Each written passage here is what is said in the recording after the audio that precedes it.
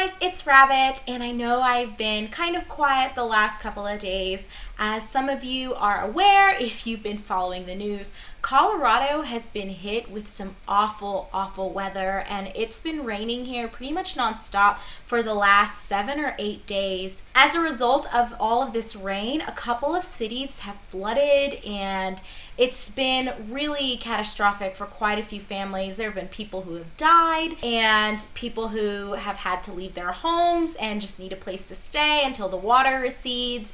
And I've even seen some images of some roads that have just been completely washed away. I think Greenlee lost part of a highway, and Boulder just got destroyed. A lot of the city really has felt the impact of the flooding. So I'm really blessed, and I thank God that where I'm staying, the city that I'm in, hasn't been hit too badly. We've had quite a bit of rain and thunderstorms, so our power's gone in and out, but it hasn't been anything extreme. So, I'm really quite grateful. But anyway, I don't want this to be a really depressing video or anything, because I feel like the last week for me has been a bit dreary because the weather's been really yucky, and I've had this pimple that formed on my face maybe 4 days ago, and it will not go away, so it's been driving me up the wall. So I got a lot of feedback from the last story video that I shared with you guys, wherein I spoke of a fight that I had gotten into a couple of years ago when I was an undergrad,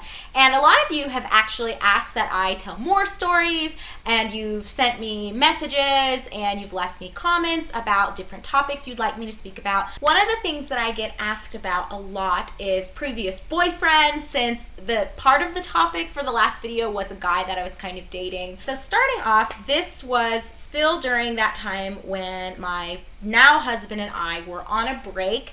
After having dated for a couple of years, we took a break after we graduated from high school, and then I moved to Kansas. He stayed in Arkansas, blah, blah, blah. A lot of you already know that part of the story. So to kind of get my mind off a lot of things, I did a lot of volunteer work, and I really was very busy with school because I was a triple major and I worked pretty much a full-time job. As a volunteer project that a couple of us in an organization I was involved in, it was a multicultural honor group. One of the things that we had volunteered to do was to clean up after a really large event, or contribute anyway to the cleanup of a really large event. It was beyond the scope of what our little organization could really do. But the event was essentially just this large concert where a lot of local people will get together and just kind of sing in a local park. There were about 3 of us who were on the cleanup duty this evening, and we just had like a really small area that we were in charge of picking up trash and making sure we got all of like the chairs picked up and moved to where they needed to be and that kind of jazz. One of the guys who had been singing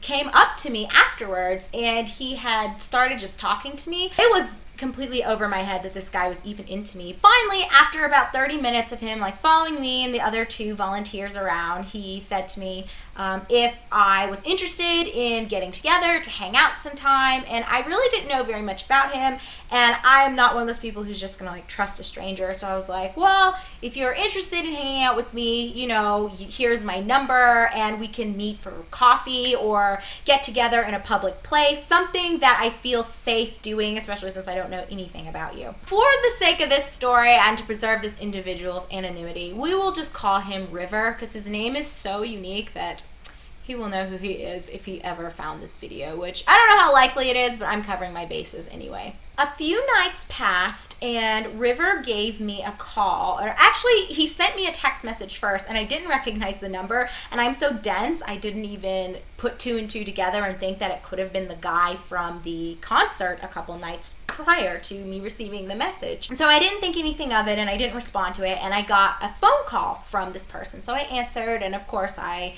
asked who it was, and he said, hey, it's the guy from the concert a couple nights ago. My name is River, in case you forgot, which I did, which sounds really awful. But we talked for about an hour on the phone, and he said, I was hoping you're still interested in meeting up for coffee. He actually didn't live in the same city. I was going to a university in one place, and he was about an hour and a half away. But he said he was willing to drive the hour and a half to have coffee with me because I was not okay with going to his place or inviting him over to mine. We had to meet somewhere public because I don't know this guy. He could be crazy.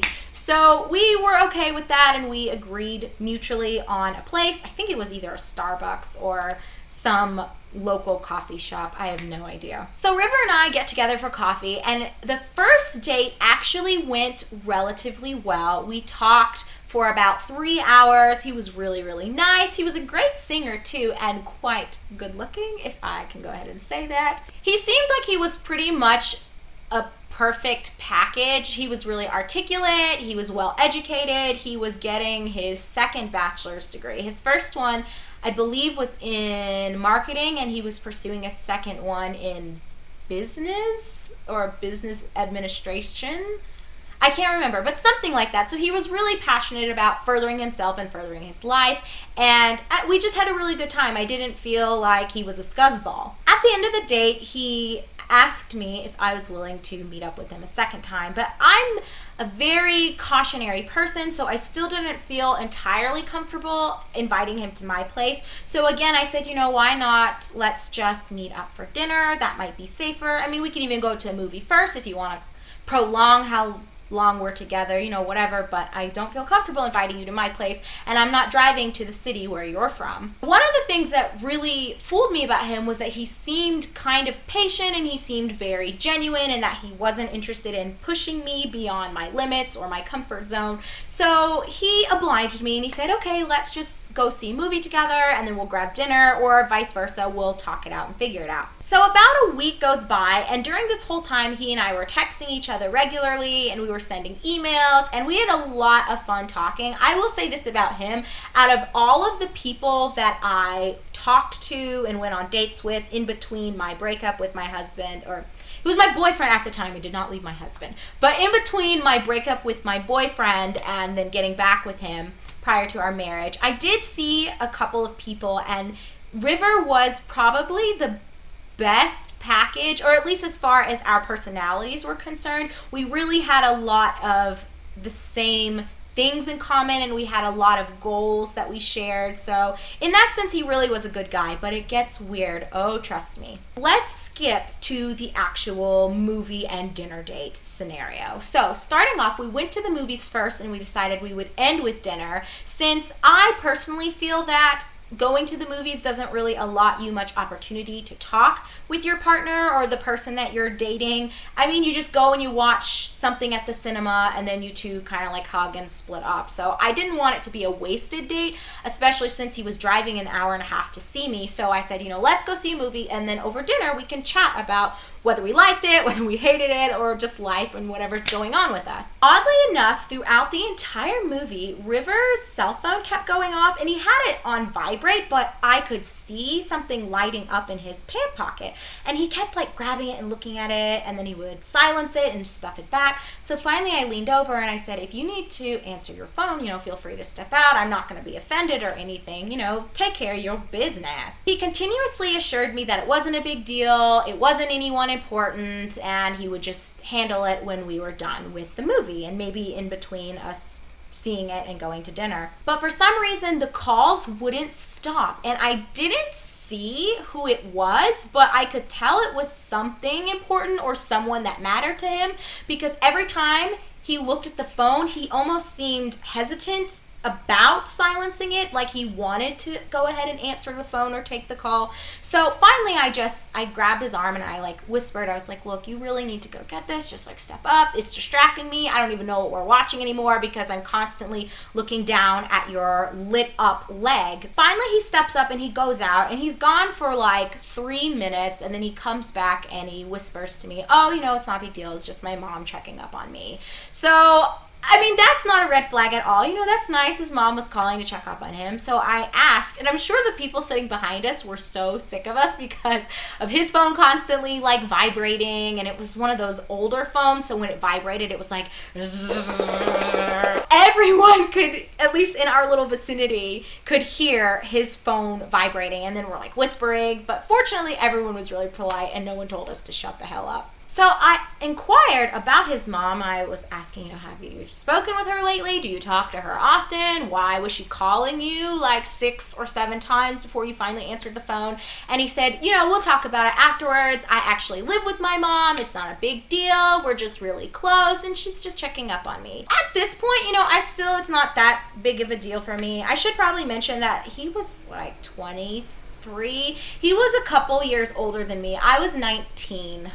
I want to say I was 19. Yes, I was either 18 going on 19, or it was a couple months after I was 19, so we'll just pretend that I was about 19, even though that might not be true. Whatever, the point is he was like 4 years older than me or so, and, I didn't really think anything of it, because, if someone's returning to school to get a second degree, it makes sense. You want to live at home, save some money, and, bond with your family. That sounds great. Here's where things started to get incredibly awkward. Following our movie, we went straight to dinner, and I didn't really feel comfortable bringing up his mom. I wasn't sure if there was anything going on with them, but it seemed like when she was calling him a lot, it was about something important, and I could tell he was preoccupied between that point where he had answered the phone and us actually getting in the car to go eat together. So we're sitting at dinner and we're kind of making small talk, and I could tell something was bothering him, and he suddenly brought up his mom, and he said to me, would you be interested in meeting my mother?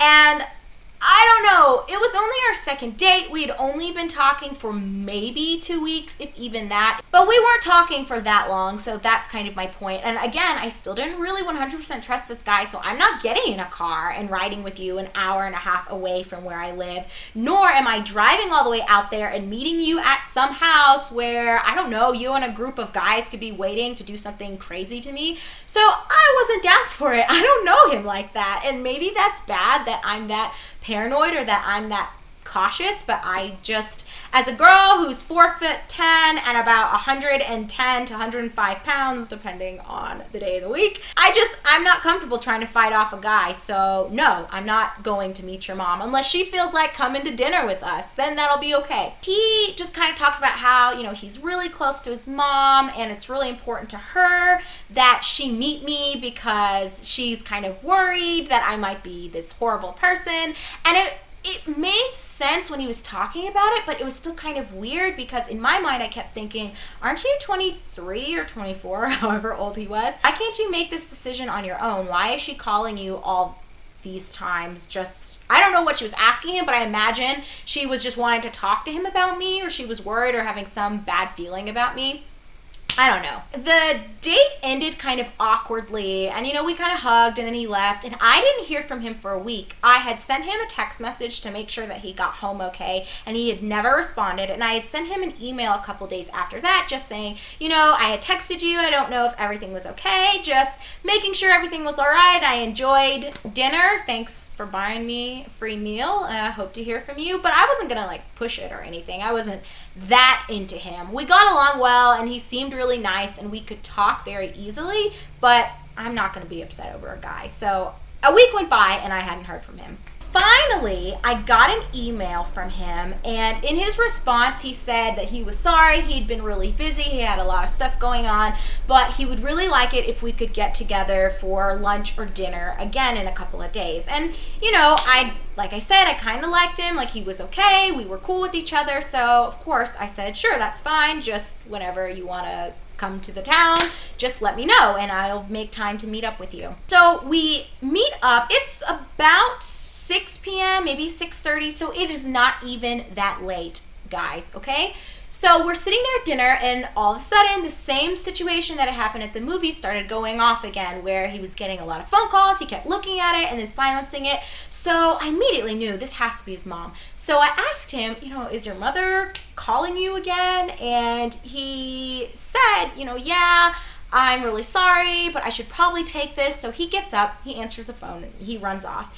He comes back and he says that he really thinks it would be a good idea if I met his mom. And again, I said, I feel like with the way your mom is acting, I'm not sure if I really want to meet her right now, because it seems like, you guys kind of have some weird thing going on where she wants to control the women that are in your life, and that might be cool with some people, but I still don't really know you that well. This is only our third date, so your mom is going to have to wait until I feel comfortable or I feel ready to actually talk to her. He basically told me that she was on her way, so she was driving an hour and a half to come and meet me for some random weird reason. Now, I acknowledge maybe this was me overreacting a little bit, but I felt an immense amount of pressure just suddenly was dumped on me, and I wasn't prepared to meet his mom. So I told him, this date is over. I'm not comfortable with meeting your mom. She seems kind of controlling. And he kept trying to tell me, it's not a big deal. She's gonna like you. It's not gonna be problematic at all. Just stay. We'll have a good time. She'll just come. She'll sit with a little bit, and then she'll leave. Yeah, BS. Why would someone drive an hour and a half just to meet someone for 5 minutes? I don't know, seems kind of weird to me. So nevertheless, I think this goes without saying, I got up and I left, and I pretty much just thought to myself, I'm done with this guy. Like, he and his mom clearly have some sort of weird relationship, and he's clearly a mama's boy, or I don't know, maybe something happened in their life to where she feels like she needs to be overprotective. But whatever the situation was, he wasn't being transparent with me and letting me know why she was acting that way. And I don't want to get caught in some weird love triangle with a guy and his mom. So I'm not about that noise, guys. Fast forward another week, he had tried texting me and I wasn't responding, and he had sent me a couple of emails, and he tried calling me, and I was seriously done with him. So this is where things get even weirder. I got a random phone call one day while I was in the library studying with one of my girlfriends, and I didn't recognize the number, so I didn't answer it. I just had kind of a bad feeling about it, so I didn't pick up the phone, and I had a voicemail. I listened to the voicemail, and it was River's mom, and she basically went on this long rant about how I clearly was the witch that she predicted that I was because I broke her baby's heart, and how could I not want to meet her? Clearly I have something against moms, and I must be some sort of succubus who's looking to steal young men who are vulnerable, and it was an insane message. Yeah, that's probably the weirdest that my whole dating situation ever got. It was pretty short-lived. As you could tell, all of this transpired within a month's time, and I did like him. He seemed like a good person, but that was just so freaking weird, and his mom seemed like a bit of a lunatic, and he was just too into his mommy. I'm sorry, for someone who's 23, you should be capable of driving to a different city and meeting up with a girl that you're interested in without your mom calling you incessantly and berating me because I'm not comfortable meeting her yet. It just seemed really, really suspicious. Alright guys, well that's it from me. If there are any other stories you would like to hear, definitely leave them down below. I know that I've been really sporadic about the kinds of videos that I've been uploading, but you guys should know that my mind is a little bit out there, and this channel doesn't have a theme. I feel like my life doesn't have a theme. I'm just a ball of eccentricities and oddness, so I don't know why you guys watch me. I really don't. Well, I hope you guys are doing okay. If any of you are also from Colorado, I hope you stay dry. And again, my thoughts and prayers go out to those of you who may have lost your home, or know someone who lost their home, or, you had someone who's missing.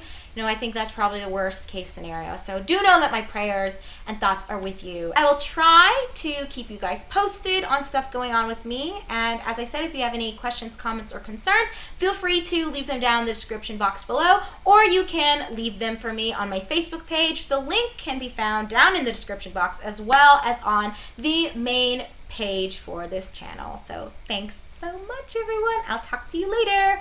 Bye!